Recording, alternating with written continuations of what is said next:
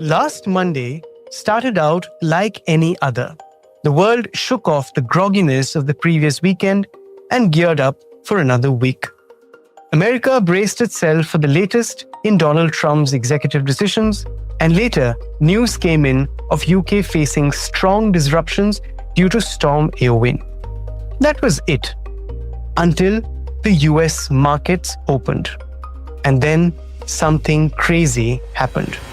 Stock markets opened just a few minutes ago, and it's not pretty. The US technology stocks have plunged. Technology shares on Wall Street have fallen sharp. Global tech stocks are on track for a $1 trillion wipeout.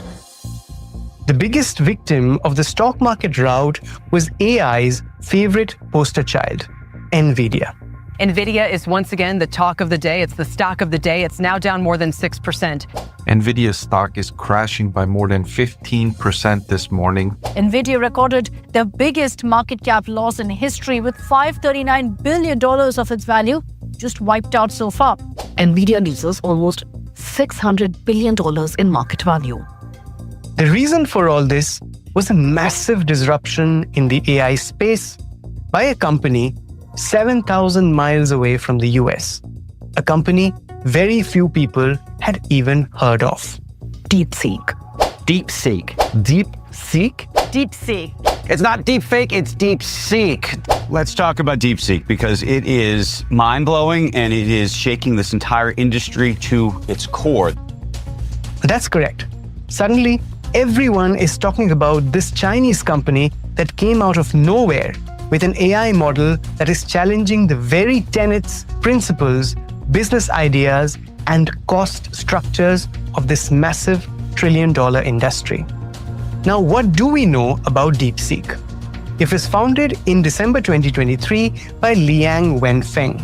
Like with so many things Chinese, not much is known about Wenfeng except that he's a graduate from Zhejiang University with degrees in electronic information engineering and computer science. That he likes to hire talented freshers over experienced techies, that he has a team of 200, and of course, that he is a very, very smart man. Why? Well, his product, also called DeepSeek, has suddenly emerged as this really tough competitor to the current champions of the game, like OpenAI's ChatGPT and Anthropic's Claude. What's more, it's said to be as efficient, if not more, than these models. Okay, but what's the real catch? Where's the disruption? Well, DeepSeek's creators claim that this large language model is built at $6 million. $6 million. Which is just 6% of the costs that usually goes into making such technology.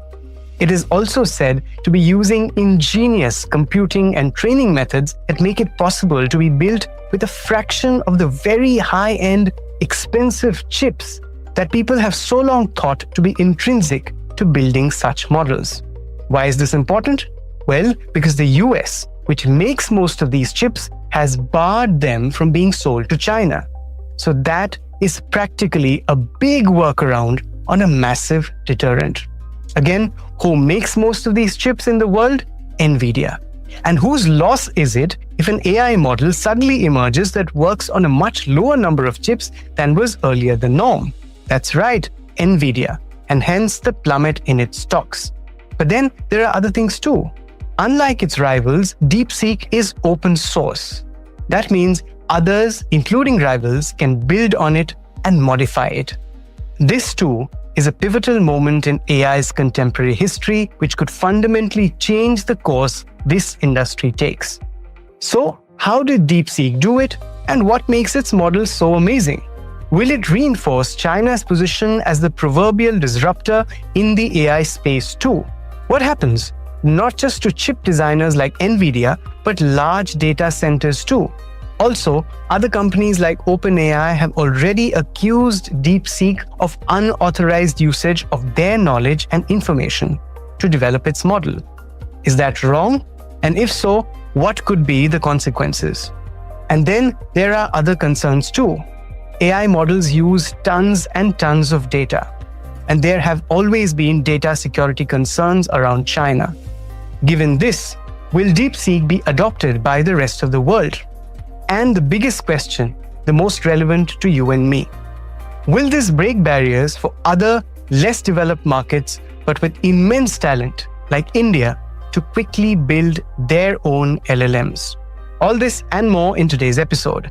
It's Friday, the 31st of January, a very eventful start to the year indeed. I'm your host, Anirban Chaudhary. This is the Morning Brief.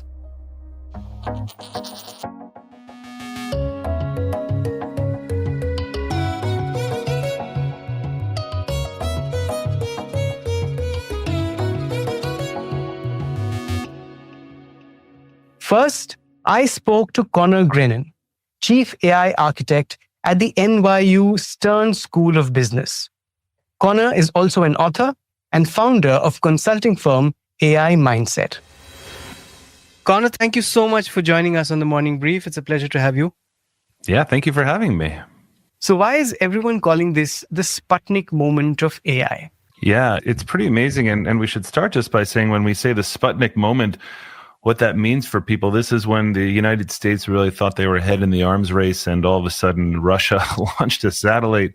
And I think this was a huge wake-up call here in the United States. And I think that there was a great confidence that we were so far ahead, and especially with restrictions on exports, that nobody could catch up. And yet here we are. Okay, let's talk about DeepSeek, right? Now, why is it so brilliant? You broke it down really well in one of your recent posts, where you said that it has completely changed the way parameters are used to build these models. And the other thing you mentioned is the way DeepSeek uses a mixture of experts. Now, this is still Greek to me, despite your brilliant post. Can you explain this to me a little more simply? First of all, what are parameters? You can think of parameters as almost like brain cells in your brain. And essentially what's happening here is that these models like OpenAI, Anthropic, Google, all these big models, they're enormous. They cost billions and billions and billions of dollars to create and to train. And the bigger the brain, the smarter it's going to be. And that was just sort of the assumption. And DeepSeek really challenged that. And I'm not a technical person myself. And so I want to explain it in a non-technical way. When you think about parameters Absolutely. and all these different the sizes of brains, a huge brain, what OpenAI and Anthropic others use is an architecture called just essentially dense. That's just when you have a huge brain and everything that comes into the brain, you're going to use your entire brain to figure out this one thing. So maybe to use an analogy, it's as if you walked into a hospital with a sore tooth and you said, "Hey, I have a toothache." And they say, "Don't worry, every doctor in the hospital, come over here. We have to look at Connor's toothache." The cardiologist and the person responsible for bones and the psychiatrist, everybody's looking at it. That's essentially what these models like OpenAI and everybody else do. They just have everybody on deck. Whereas DeepSeek uses a different model. They use something called a mixture of experts. And the way that works is that it means that you're only using a part of the brain. So you can imagine how much more efficient that would be. So the equivalent would be walking into the hospital and there's a receptionist there and they say, "Well, what's wrong?" And you say, "Well, my toothache." She's like, "Got it. Let me just get the dentist down here who's going to be able to help you." So that's how they do it. It's so cool. Right. So that would mean a fraction of the compute and costs, right? A fraction of the compute, which means a fraction of the costs, which means one of the hugely restrictive things about artificial intelligence and everything else is just the sheer size of it in terms of financial resources and everything else, which really made us all think that there is only one way to do this. And that is if you are a huge company that can afford billions and billions and billions of dollars. And that turns out to not really be the case. That's the first big thing we have to know, that if a company can do something that's on par with the huge brain, the huge hospital, but just with one single doctor, that's extraordinary in terms of cost and efficiency. Understood. Now, training these models is also super critical, right? And in your post, you said DeepSeek seems to be using something that is akin to a dog training method for these models. Tell me about it. Yeah, so this is great. It's like a dog training method. So when you're training a dog, but if dog does something good, it gets a treat. If it does something bad, it doesn't, and it learns. So DeepSeek is using this reinforcement learning, right? If you think about how all these large language models were developed in the beginning, it's sort of the same way. Think about how they all learned how to answer questions, right? So it's not like ChatGPT and these other things have a giant library. They learned statistically, right? They learned what word should come after the next word. So it's read enough on the internet that it knows if you're asking a question about an apple, it might be one of two things. It might either be the apple pie or the apple tree, or if you're asking in more of a business context, it knows from reading that statistically, the next word should be something like the Apple CEO or the Apple Store or Apple stock. However, because it never sees something like the Apple zebra or the Apple potato, that's when it's trained to not answer it that way. So these are sort of just machine learning techniques where a good answer is rewarded and a bad answer is cast aside and said, don't answer it that way. So why is this so important? Well, in other giant models, they're using more of a system where humans have tried to figure out what all these different examples are, something called supervised fine tuning. So that's used by ChatGPT, Claude, things like that. And that's teaching with examples, and humans provide all the correct answer. The model learns by copying good examples, but it requires a ton of human labeling. So with this DeepSeek approach, it's like learning again through practice and feedback, and you don't really need human examples. So for math and coding, for example, there's a right answer and a wrong answer. That's not that hard. But what about these things that aren't math and coding? So the trade-off is that in that context, you can imagine it's not as good as if every human was labeling this. But in the end, it just got better and better and better. And DeepSeek found some really cool ways of fixing that. And then they go ahead and make it open source, right? To try to build on, to modify. Unlike ChatGPT and Claude, that is also another sort of defining moment, right? I think so. Meta really set the bar, I would say, when they came out with open source. And I think a lot of people were saying, well, what's the point of open source if you can't sell it? You're spending all this money on it. But ultimately, it allows them to create such a great AI that Meta can use it for all their different platforms, for Facebook and Instagram, WhatsApp. The good thing about open source, I think, is that you are allowed to take how other people built this model and build on it. So you're not starting from scratch. So DeepSeek was allowed to take everything that Meta did and build on top of that, whereas you're not allowed to do that with OpenAI.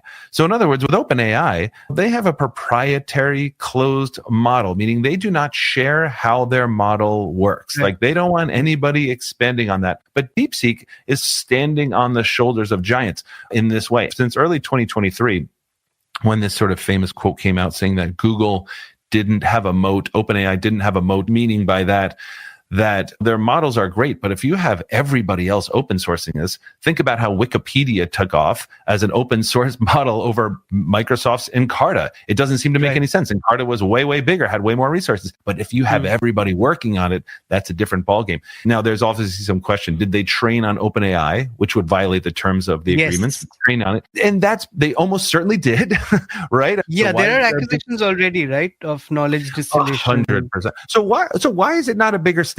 My thought is that because everybody knows that OpenAI did the same sort of thing. Everybody sort of trained on each other's data. And so it's very hard for one criminal to call another criminal a criminal. Not that I'm calling them a criminal, but that's what DeepSeek did. They trained on everything and they're building. Right. I actually used DeepSeek just a while before our interview, and my experience was not so good. I got 2 messages of server busy. Is the cost efficiency showing up already, or is it just my internet connection? The rest is working fine. So I was just wondering. It's a great question. I had the same issues. I've had the same issues. What it's telling me a lot last couple of days is, you can do this, but you can't use internet search. It's too busy. I think the whole planet is trying to use DeepSeek right now, and it's just feeling totally overwhelmed. This happens with other models as well. So I'm guessing they will be able to fix that. And at some point, it will probably simmer down. They're probably also trying to build capacity so that they can handle more people. Right. What then could be a bad trade-off? I mean, for instance, let's talk a little bit more about glitches. And using the same analogy that you started with, the wrong kind of expert could be deployed to solve your problem, right? You go with a headache, but a dermatologist is assigned to you. Is it just in the initial stages? Do you think this will improve, or is this a long-term concern? It's a great question. So if you think about it, why isn't OpenAI others doing this mixture of experts where you walk into the hospital and you just get the doctor you need? Well, if you have a bad receptionist, what if you have a toothache and she sends you to the podiatrist for feet? So that sort of architecture is very hard to build. And so what was happening in other companies is that when they tried to do that, their receptionist, who was not as good, would start sending everybody to the cardiologist because the cardiologist was just so smart, and that expert would get overloaded. The other experts, wouldn't have enough opportunity to train and learn. So I think you're right in asking that question. With this one kind of element of the architecture, I think it will only get better and better and better, and more companies will start using it like that, and that will really drive down cost, is my guess. Okay, and also when you speak about driving down costs, we've already seen a massive impact on NVIDIA stocks. Which are the other companies or sectors that you think might be disrupted because of this? Clearly, this kind of model wouldn't use massive data centers or huge investments in data centers also. Is that right? I'd say so. Now, I think that those stock drops are probably temporary. And you know how stock prices work. Stock prices are all about the future of the stock. It's not really about what the stock is doing right now. And so everybody thought, well, NVIDIA is the only game in town. There's no other place to get chips. So this is just going to be all the way to the moon with this stock. But now I think what they're seeing is, well, what if we don't need as many chips as we thought? So why is the stock rebounding already? It's already rebounding clearly because everybody needs compute. Everybody's going to need chips. This does not at all stop when these models get more efficient, because they have to use chips every time somebody asks them a question. So clearly it does shake up NVIDIA. I think ultimately NVIDIA will still continue on its upward trajectory. The other companies that have giant cloud data centers, when we thought, oh, this is the only way, because we're using the entire brain of this thing, we're just going to need as many computers and data centers as we can possibly fit in the country. And I think what people are realizing now is like, well, what if there's a future where we need fewer of those? And so I think that affects the future potential of that stock price, which drives the stock price down. Got it. Okay, now this is clearly China's moment in AI, right? And it's not just DeepSeek. Other companies are gearing up really fast. Alibaba spoke about upgrading its own model called Qwen, and others will follow suit as well. But then on the other side, I mean, as a counterpoint, which is on everybody's mind, AI models being huge data guzzlers and the security concerns that are usually associated with Chinese companies, how much of global adoption do you think will happen? It's a really good question. I really think that AI will become really ubiquitous. It's becoming more commoditized. And I think that global adoption is going to be huge. I think every country is going to see, hey, we actually don't need to be the size of OpenAI, Google, Meta, Anthropic, etc., in order to build something like this. And listen, the big winners here are places potentially like Apple, who hasn't really built out their own model. And I think this is a huge moment in time where every country is going to have to build their own, especially because, as you're sort of referencing, security is a huge thing. You want governments to have a foundation model that they trust. And I think what DeepSeek has just showed the world is that this is really democratizing the opportunity to build out these types of models. It's not like everybody has to rely on one of 3 models that are out there. I think this is really showing that, especially through open source, different countries can have different models that really work for them. Now, like I said, DeepSeek's disruption stokes a large geopolitical debate as it suddenly catapults China to the forefront of the AI race. Perhaps DeepSeek's biggest achievement was working around the US export sanctions on chips. What am I talking about? Well, in 2022, America barred sales of advanced semiconductor chips to China. These restrictions aimed to curb China's access to chip-making equipment, limiting its technological and military advancements. The most critical parts to be export curbed included NVIDIA's high-end GPUs like A100s and H100s. Now, there are various reports that say DeepSeek found ways to buy a ton of chips, H100s that is, from NVIDIA. But that too was a limited number. On this and several other aspects, my colleague and co-host Dia Reiki spoke to Jeffrey Ding, an assistant professor at George Washington University and an AI expert. Here's Jeffrey, first on the export sanctions. I think the export controls are a bit of a confused policy. Like the initial October 2022 controls were aimed at slowing China's military modernization and human rights abuses. And then the policy has evolved towards maintaining US frontier leadership in AI. And now the policy has evolved to the US trying to control how each country around the world has access to high-end AI chips. And I think the starting point of this policy is flawed in that history tells us with a general purpose technology like artificial intelligence or electricity or the steam engine, it's impossible for one country to control and monopolize innovations in this broad technology field. And I think DeepSeek is just another example of that. Also, there is this whole narrative that's been coming out about the AI race and how it's dominated by the US. And now you have China coming out of nowhere and catching up, if you will. I wanted to ask you, there's no real data as such that we can tell for sure with China. So would you say that they've caught up, or would you say that they've gone far ahead and we just don't know about it? I think the thing that's missing in all these conversations about the global AI race is a clear definition of what winning means. And so I challenge this notion that the AI race is all about who comes out with the latest breakthroughs, like this DeepSeek model. The reason AI is so important when it comes to technological leadership and economic leadership is because historically general purpose technologies have been crucial drivers of the rise and fall of great powers, but their impact comes through which country is able to adopt and diffuse them throughout the entire economy. On that front, the US is actually very well positioned to diffuse and adopt AI more sustainable, more intensive, and at faster rates than China. We've seen this with past information and communications technologies like cloud computing, even the computer, digital industrial software programs. On all these fronts, the US has a stronger base of talent, especially the broader range of institutions that can train effective AI engineers.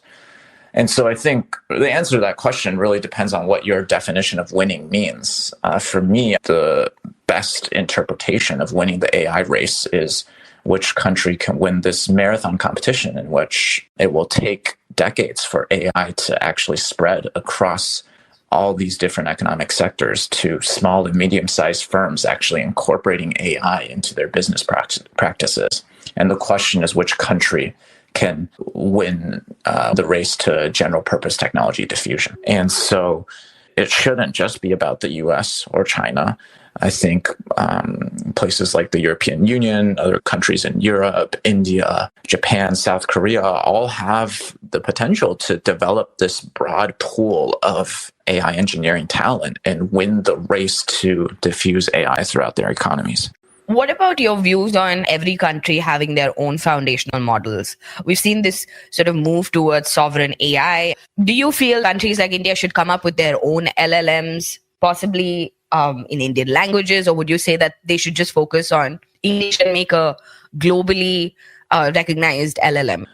It's a really interesting question. I think for AI sovereignty concerns, for a country like India, I would pay more attention to maintaining some sort of independent computing capacity. At the moment, it's easier to control the spread of high-end chips and access to clusters of chips in intelligent data centers or AI data centers.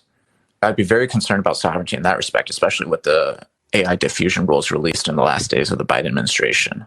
As for coming up with your own independent large language model, I don't think that's necessarily much of a concern because it's very hard to restrict the flow of algorithms. And so many of these models are open source as well. If I were thinking about this from India's perspective, how can I be a strong competitor in this race to diffuse AI across my economy?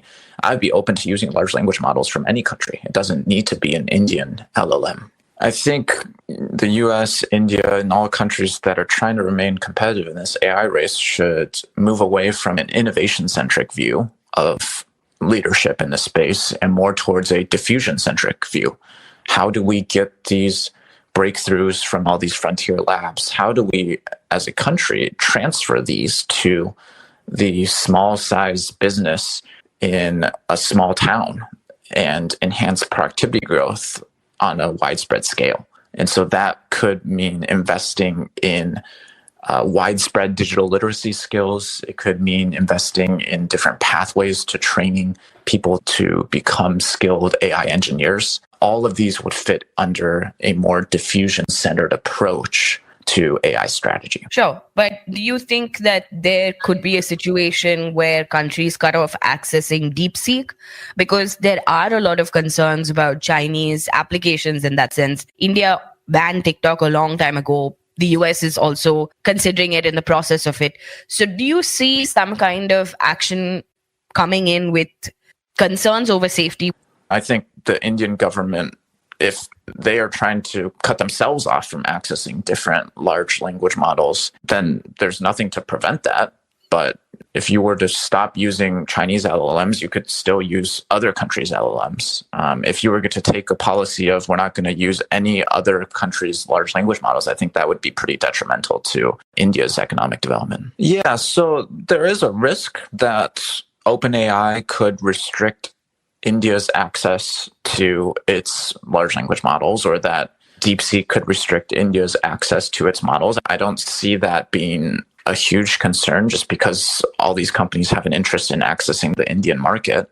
But my point here is that unlike in chips, in algorithms, there are other companies other than DeepSeek and OpenAI that are producing really strong models with competitive performance. And so because it's not concentrated in just a few firms, I wouldn't be as concerned about a supply cutoff.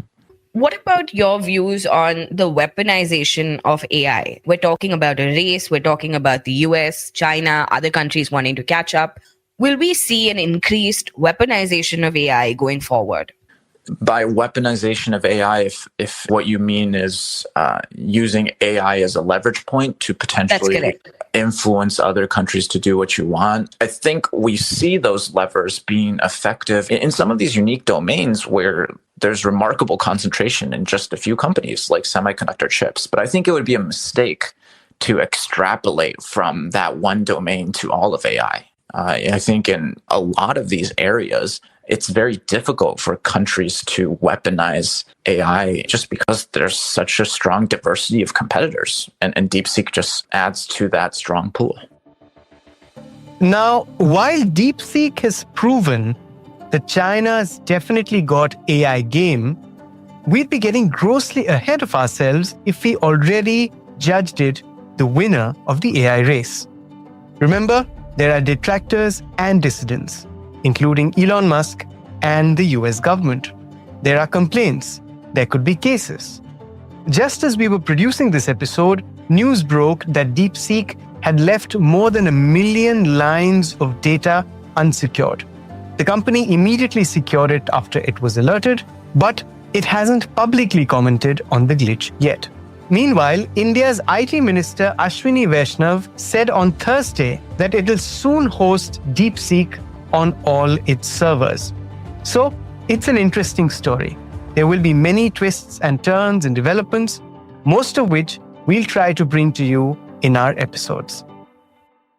That's it for today. You were listening to this episode on The Morning Brief. It was produced by me and Neil Ghai, sound designed by Indranil Bhattacharjee. The Morning Brief drops every Tuesday, Thursday, and Friday on a listening platform of your choice. This is your host, Anirban Chaudhary, signing off. Have a good weekend. All external clips used in this episode belong to their respective owners. Credits are mentioned in the description.